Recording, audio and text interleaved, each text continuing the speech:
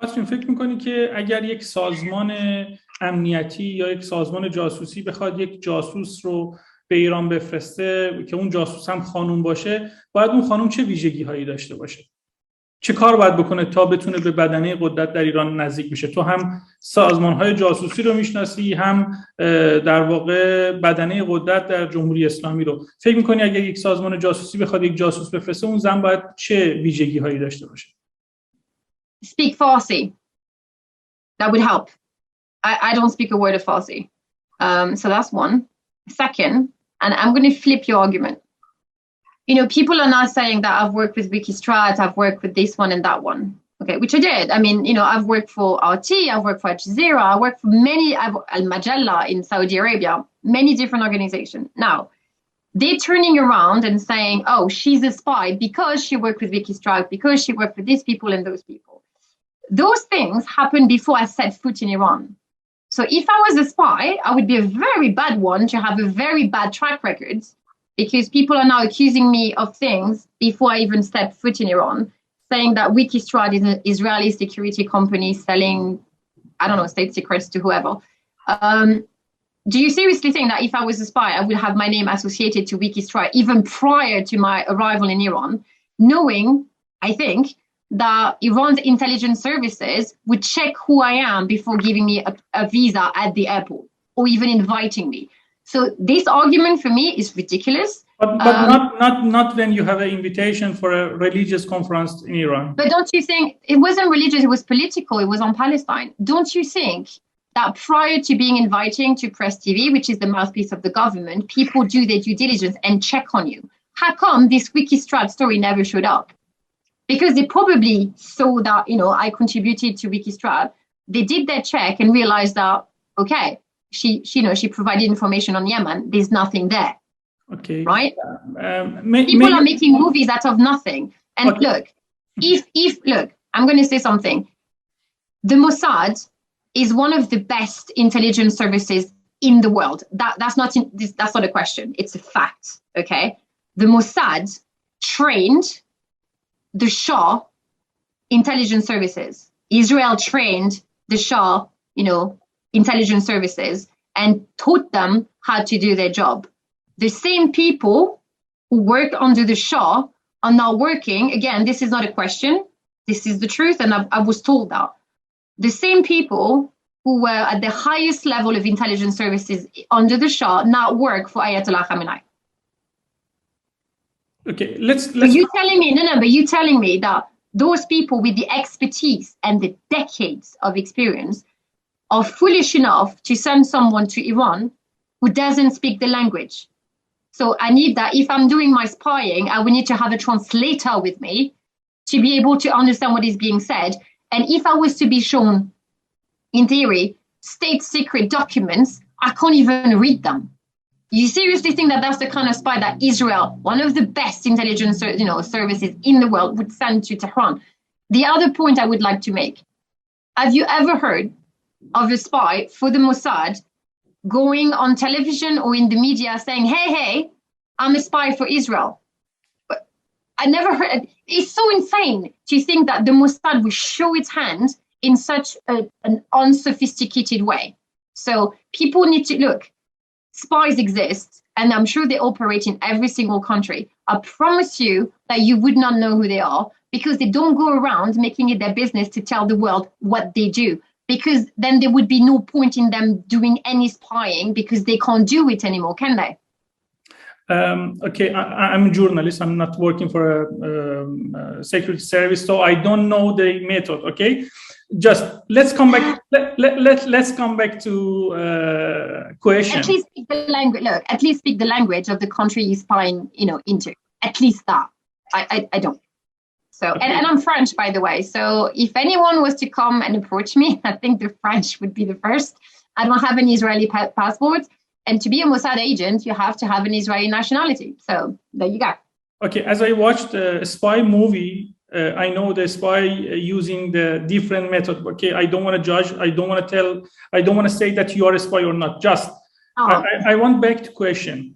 اگر یک سازمان جاسوسی بخواد یک جاسوس زن رو به ایران بفرسته، اون زن باید چه ویژگی هایی داشته باشه از دید کاترین شکدم؟ I don't think that's the best way, to be fair with you. I don't think you need to send anyone to Iran. I think that if I was, intelligence, I would recruit people in Iran. I would not send them. It's too dangerous. Why? When you have people in Iran so willing to talk to you and do the spying for you, why would you do that? Why would you send anyone from outside? I would recruit people within Iran. I wouldn't bother having, foreigners coming in. برای این کار خطرناکه دیگه. یک جاسوس تمام خطرها رو میپذیره. سازمان‌های اطلاعاتی مقاصد مختلفی دارن. ممکنه برای اینکه بخوان قدرت خودشون نشون بدن، یک فرد بخوان بفرستن ایران، اون فرد به مقامات ایرانی نزدیک بشه، اسنادی رو تهیه بکنه و بعداً از ایران خارج بشه و بگه این یکی از بخش‌های قدرت ماست. همونطوری که گفتید به موساد اشاره کردی که یکی از سازمان‌های جاسوسی قدرتمند در دنیاست. ممکنه اونها هم بخوان از این روش استفاده بکنن. برگردیم به سوال. فکر می‌کنید اگر بخوان بفرستن، اگر این فرضیه رو در نظر بگیریم که بخوان یک خانم رو بفرستن، اون خانم باید چه ویژگی‌هایی داشته باشه؟ اگر بخوای به یکی از این سازمان‌های جاسوسی مشاوره بدی، سازمان‌های امنیتی بخوای مشاوره بدی، I don't know if you can, because look, as a political analyst, I had access, but it doesn't mean that you have influence. I mean, it would be insane to think that people in government, cared about what I thought. They might have found me useful because I was basically saying what, they wanted to hear, but it doesn't mean that I have any real influence in terms of their policies. So I don't know if that's even possible, because what you're asking, look, I'm not intelligent, so I don't know what would make a good spy. I would assume, being able to blend in would be a good thing. But again, like, why pick a woman? Iran's society is so segregated. In order to get close to officials, being a man is a lot more useful because you can move around, officials a lot easy. It's a lot easier for you to be part of, the club. As a woman, you can't really mingle with people, and you're not really invited anywhere where, if it's a men majority, you would not be able to get into those rooms. So I don't think that a woman would be very useful. I think a man would be a lot, it would be a lot more practical because they can move a lot more easily between, rooms and circles.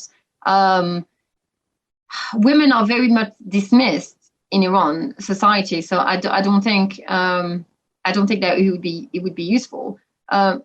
In my case, I think that the fact that I was a woman and married to a Muslim man allowed me to kind of have a closer look to Iran's society, but not the circles of power.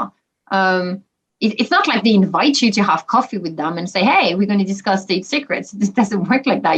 You rarely meet people, or they're always surrounded by other people. I wouldn't know how to, like, who would you send? I don't know. For what, it depends what for. What kind of information. Now, if you want to have information on the Iranian society, you could send anyone, for them to travel around. کاترین، فکر نمی‌کنی این مسیری که تو رفتی بهترین مسیر برای نزدیک شدن به مقامات جمهوری اسلامی هستش و یک کسی که بخواد حتی جاسوسی بکنه میتونه از این روش استفاده بکنه؟ But to what aim though? Because you yes, I had access and I did all the things that I did, but in order to answer your question, I would need to have had a purpose. I would have had to have a clear agenda as to, I want to obtain those information. It was never the case with me. I think I just got close because everything that I said, when I said it, I was sincere about the thing that I was saying, and people could tell. So I got as close as anyone could get as far as your political analyst. You're not being made privy to state secrets. You can't be influential on any policy making. So I'm not quite sure, even like when people accuse me of being a spy, spying on what?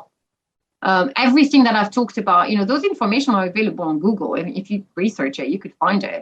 It's just like, I kind of cut corners in that I have access to the people and I visited the country and knew my lived-in experience, was for me what made me more interesting to read. But the information that I was talking about are widely available. It's not like اصولاً یک جاسوس اطلاعاتی که به دست میاره اطلاعاتی نیست که بخواد در فضای عمومی باشه، یعنی در این سطح اطلاعاتی نیست که برای فضای عمومی باشه.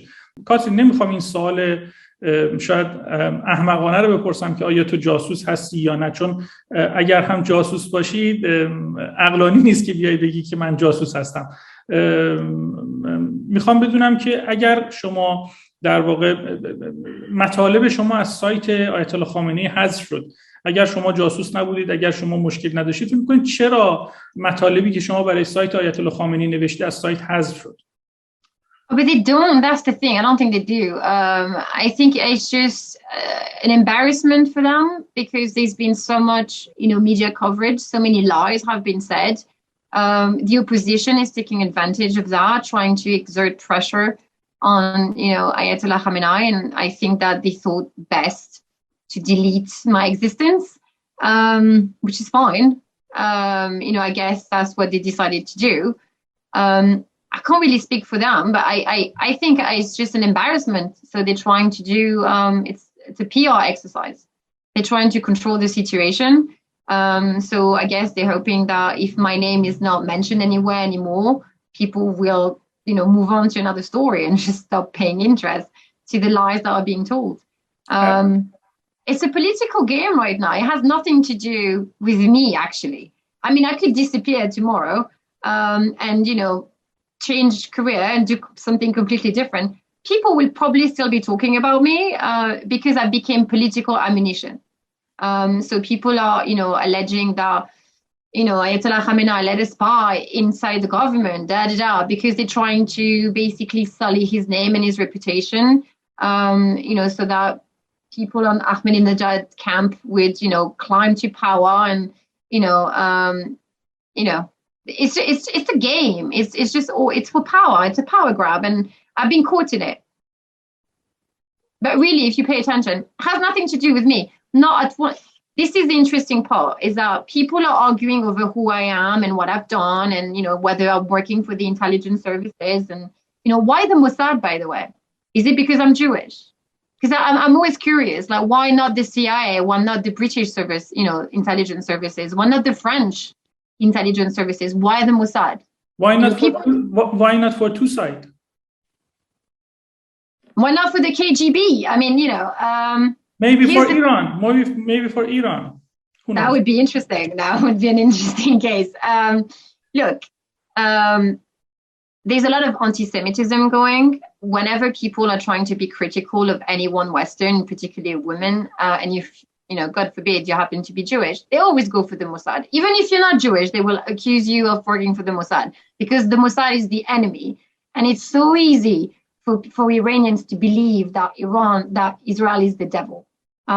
So I think that's the reason. I think that's why they use the Mossad. Or maybe they're paranoid. I don't know. But look, no one ever criticized or questioned what I wrote in my article for the Times of Israel. So what I said did not bother anyone.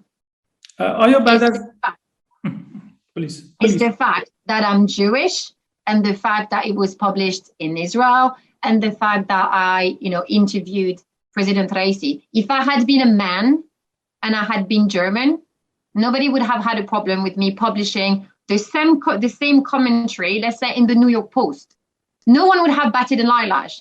The fact that I am a woman, that I am Jewish, that I wrote for the Time of Israel, I became enemy of the state.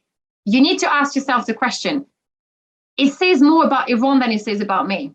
Because it's all about me as a person. It has nothing to do with what I said. It's just because they can't stand Israel, they can't stand Jews in general, and they can't stand women. The audacity of a woman to write about, her interview with President Raisi. What I said did not bother them. It's who I am. And now I think it's just so ridiculous. Iran needs to grow up as a country and realize that chauvinism has no room anymore. Anti-Semitism is irrational and irrelevant. It doesn't help anybody. And whether they like it or not, Israel is a country in the Middle Eastern region that they're going to have to contend with and not wish to annihilate, because you don't do this in the 21st century. بعد از اینکه مقاله شما از سایت آیت الله خامنه حذف شد، آیا سعی کردی که از حالا مسئولینی که باشون ارتباط داشتی بپرسی که چرا این مقاله رو حذف کردن؟ No, I don't care. Quite frankly, not interested. Don't care. به خاطر اینکه مقاله رو نوشته بودی و هزینه‌شو دریافت کرده بودی، بعد از اون دیگه برات مهم نبود؟ I wasn't paid. Never. They don't pay. Iran doesn't pay. So this is the other thing. I was never paid. Are you work for free? Yes, a lot of the time I did. I chose to. When it came to, because I wanted to be published there. I think it gives you, it's like when you go for the BBC, it's the BBC, it's a platform. And I thought that, it was a good move for me in terms of, creating visibility. And they don't pay. And I accepted that. You want to be politician, celebrity? No. It wasn't about celebrity. It's about asserting your credentials. It's about, establishing a footprint. It's about proving that, you have the ability, because your writing and your analysis are good, to be published in certain websites. A lot of people do that. It's, you do an internship when you start your career. So, that was my internship. مقاله های شما رو در سایت آیت الله خامنه‌ای کمیل خجسته دریافت می‌کرد، با او مکاتبه می‌کردید؟ I don't know. They give you, they reach out to me on email, and all they said, it was like editor. So I was like, okay. And then they asked, and I don't know. I never spoke to someone, I had one phone call telling me that they were calling on behalf of, that platform. They asked me for my email. I gave it to them. They emailed me. Do you know who is کمیل خجسته? No idea. شنیدم که شما نامه‌ای که آیت الله خامنه‌ای به جوانان اروپا نوشته بودن رو شما نوشتید و در ازای اون $130,000 دریافت کردید. آیا این درسته؟ $130,000 I would have loved to, but no. Unfortunately not. اون نامه رو شما نوشتید؟ The letter that Ayatollah Khamenei published, like for the youth of the West? Yes. Of course not. No. By the way, the English wasn't that great. So no, I didn't write that letter. It was Ayatollah Khamenei that wrote that letter. What would I? This is insane. Do people seriously think that? Look, Ayatollah Khamenei is a very well-educated man.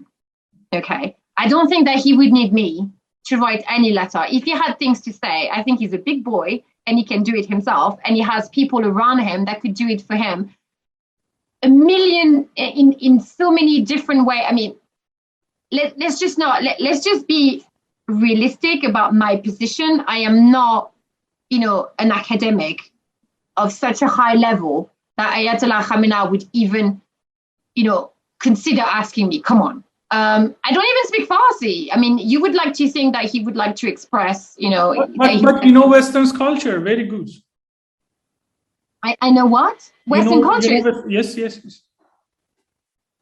I don't think that Ayatollah Khamenei knows my name. So maybe now, but look, come on, like you have a million people in Iran who are intellectuals, who speak English just as good, just as well as I do. What? It's insane for me to be accredited to have written this letter. I find comical. No, and I certainly did not receive $130,000. And as far as, for me, working for free for Iran, I'm doing this interview with you for free. So it happens. Those things happen. And I'm generous with my time sometimes because I think it's important. So I don't get paid for everything that I do, unfortunately. But those are my choices.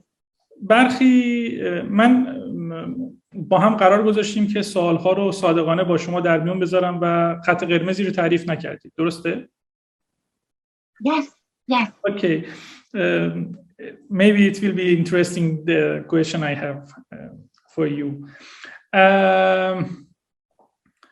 بعد از مصاحبه شما با BBC فارسی برخی گفتن که این مصاحبه رو شما به این دلیل کردید که یا پولی دریافت کردید یا تهدید شدید.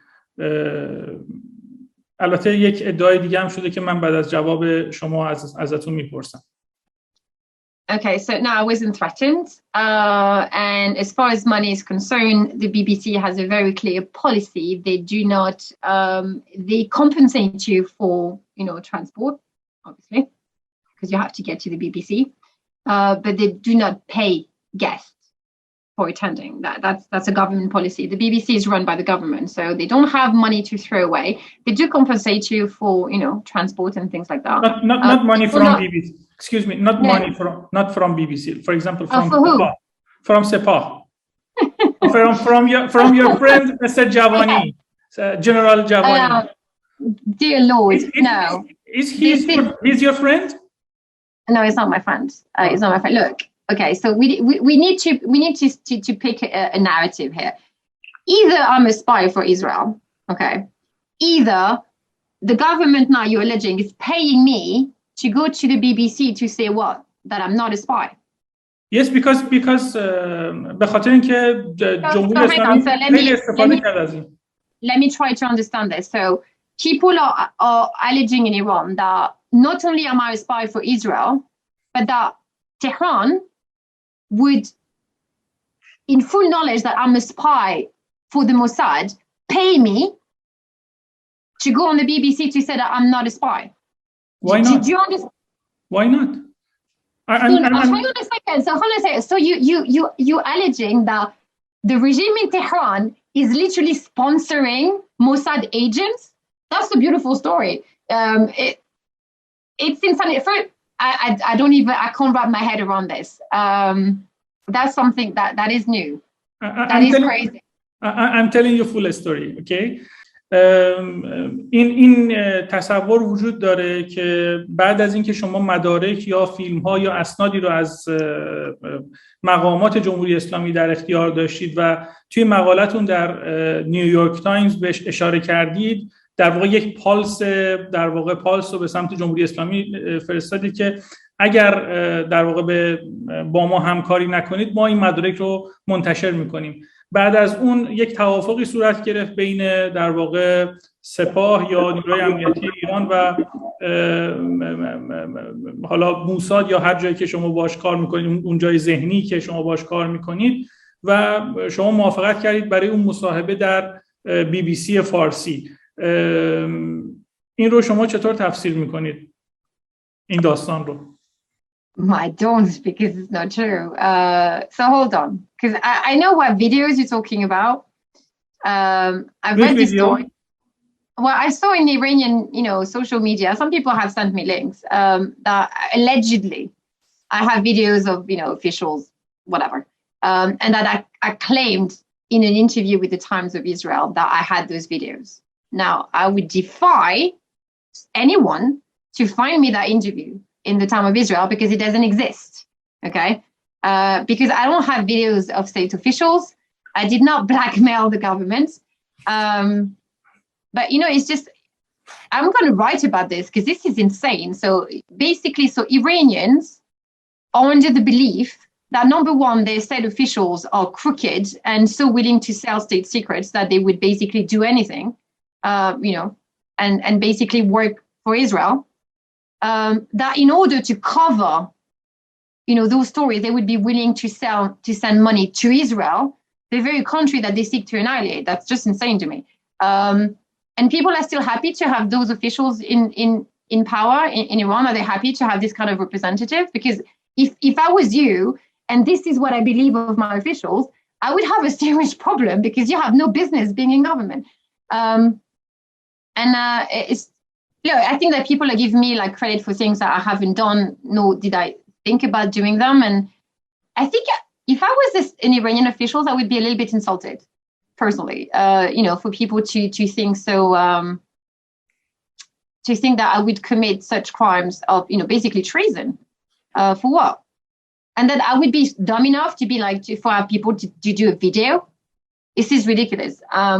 So I'm going to say no. Sepah did not get in touch with me. I received no money from Sepah. I don't even know where the number $130,000 came from. By the way, I would be asked to be paid in pounds because I'm in the UK, but beside the point. So hang on. So now you're saying that the BBC Why the BBC, by the way? Does the BBC work for the Mossad or Ayatollah Khamenei? Which one is it? No. I didn't say BBC paid. I said because of this interview. No. But why the interview in the BBC? Because then the BBC approached me and did not. Why the BBC? Because they asked me. Okay, very good. Good coordinating. Everything's coordinated very good. This story is very good. And یه روایت دیگه هم شنیدیم که ایران چند به خاطر مصاحبه‌ای که در بی بی سی ایشون کردن چند جاسوس رو آزاد کردن. Okay. Well, I'm a very powerful girl. Why not? وقتی تو میتونی اینقدر نزدیک بشی، وقتی اینقدر میتونی نزدیک بشی به مقامات جمهوری اسلامی، حتما دختر قوی هستی. Am I responsible for global warming as well? I don't have godly powers. I mean, I didn't even know that, people were released, by Iran. Look, those people you're claiming were released and, allegedly being, spies for the Mossad, if, I'm not sure that anyone that is being accused of espionage in Iran is actually spying for anybody, because you're accusing everybody. Here's the thing. The second someone disagrees, they're a spy. The second, someone stands out or actually has an opinion that is different from, popular consensus, you call the spy. This is what Iran does, systematically go after people's character because they refuse to debate people on the basis of their ideas. So, according to you, everyone is a spy. If that's what people want to believe, fine. But, it's just, I don't know, I would expect the Iranian people to be slightly more sophisticated than that and just to believe slander and gossip. It's gossip. There's no foundation to what people... I don't look. How do you prove that something is not true? I don't know. People will believe whatever they want to believe. I'm just tired of saying that I'm not a spy. And if people don't want to believe me, fine. It's not going to... I don't care. Don't worry. I don't want to judge. Just I want to ask. No, it's not about judging. It's just the fact that it's just so insane that people keep peddling this narrative, and they keep adding things. Where are the proof? If people make those allegations, show me something tangible that would hold the narrative. But there's nothing. Okay. People are saying $130,000 videos, da. Okay, show me. Do your job. You want to make allegations again, people come with hard facts, and then maybe we could have a conversation. But I can't answer, gossip. I mean, it's like if you were to ask me, can you fly? Am I Superman? No. But I mean, I don't know, maybe next, that's what they're going to put in Iran. Maybe they're going to say I have superpowers and I could read people's mind and, I have horn in a tail and I just can, I fly at night over Tehran. I'm a drone. I don't know. Okay, let's ask a sweet question. May I ask a sweet question? Sure. Okay, it's maybe it's a bit funny. I have a question. You have a very beautiful eyes. Yes. Why you use a lens in Iran? Why you change your eyes color in Iran? Because I'm a girl and I feel like it. That's all? That's all. Sometimes I had green eyes, brown eyes, blue eyes, gray eyes. You can. You can buy contact lenses, and I just for the same reason that sometimes I wear makeup and sometimes I don't, and sometimes I put my hair in a ponytail and sometimes I don't. I'm a girl, and it's my prerogative. Okay, which color you like more? Blue. Blue one. Blue. This is your original eye? Yes. Okay, it's beautiful. Thank you. You're welcome. By the way, I need glasses, so I need contact lenses. So, and you can have colored ones, so I changed them. Okay. Let's come back to our serious question. توی مقاله هایی که نوشته بودی که آیت الله خامنه‌ای رو امام خامنه‌ای خطاب قرار دادی. چرا امام خطاب دادی و یا هنوز معتقدی که آیت الله خامنه‌ای امام هست؟ Well, he is an imam, isn't he? An imam is a religious leader. That's my understanding of it. Now, if you're asking me if I consider him to be on the same level as Imam Hussein, for example, no. But this is what I was told. This is how you refer to him. So again, when I started writing about Iran, I was told that, certain titles are given to certain peoples.